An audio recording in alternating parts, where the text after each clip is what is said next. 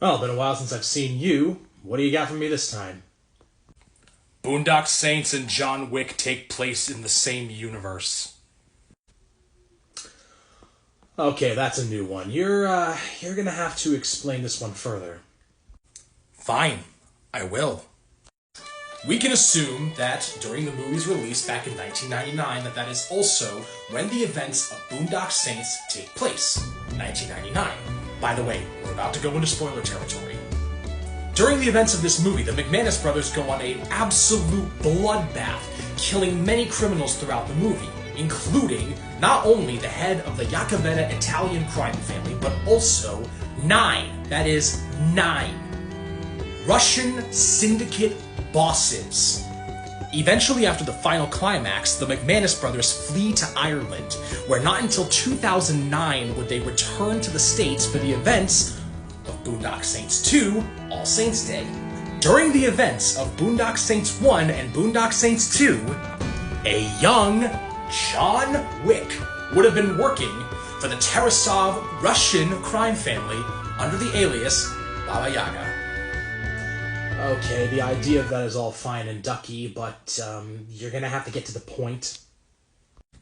Remember earlier how I said the Saints in the first movie had killed 9 Russian syndicate bosses in Boston? Before eventually killing the head of an Italian crime family? Well, not only does Boondock Saints 1 automatically cover 2 major players in the crime world, but these 2 could already have major implications to John Wick. After the Saints wipe out 9 syndicate bosses for the Russian mafia, the Russians decide they no longer want to move into Boston. And they pretty much can't with so many of their main leaders dead. So, they decide not to move into Boston to reinforce their resolve in New York City, where John Wick is currently active as Baba Yaga. Whoa. Hold on a sec. Wait. After killing Papa Joe Yacovetta, the head of the Yacovetta Italian crime family, the Saints retreat to Ireland. Until, of course, they return in Boondock Saints 2, where they go on to deal an even heftier blow to the Yacovetta crime family and the Italian mob overall after the death of the Roman, a man who was dubbed a mafia oracle to the Italians.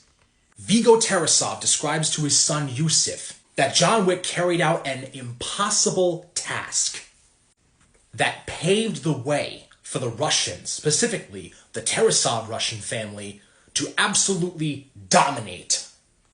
Seriously, I said wait. We also know that in Boondock Saints 2, that many reinforcements were sent to try to help the Roman.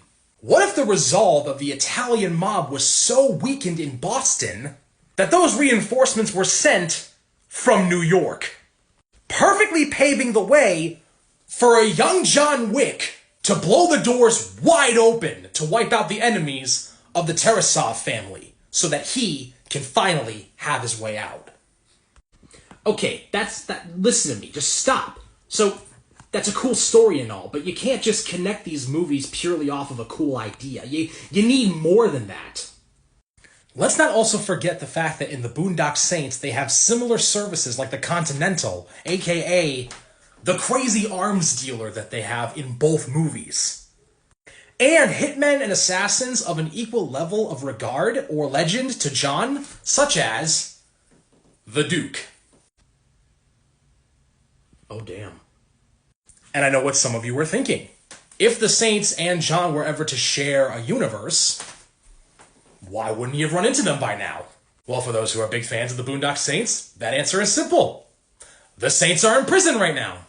At the end of Boondock Saints 2, All Saints Day, the Saints get arrested and thrown into a maximum security facility.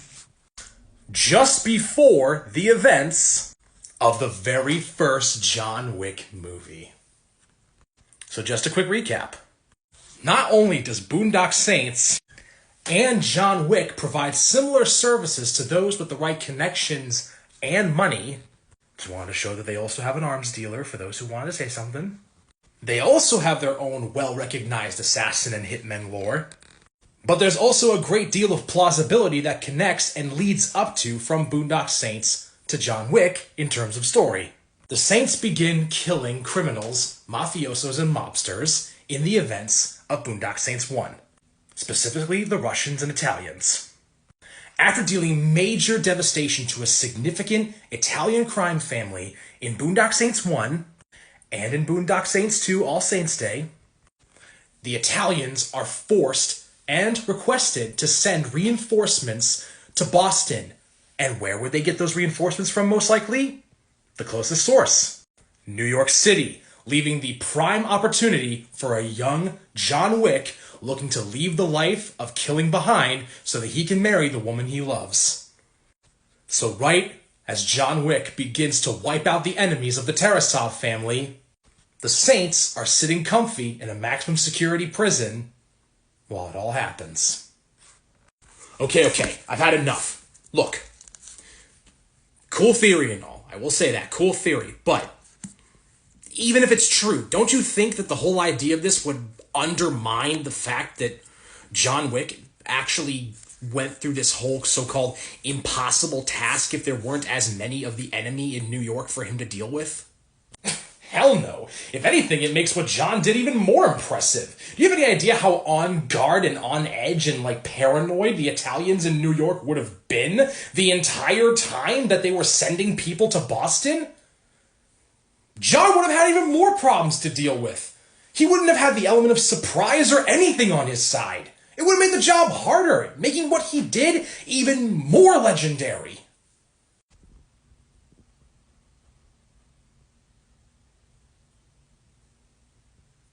You know that there's going to be a lot of people giving you flack over this, maybe even asking you to elaborate more, right? Well, if I have to elaborate, then I have to elaborate more. What do you guys think? Should I elaborate on this more? Let me know.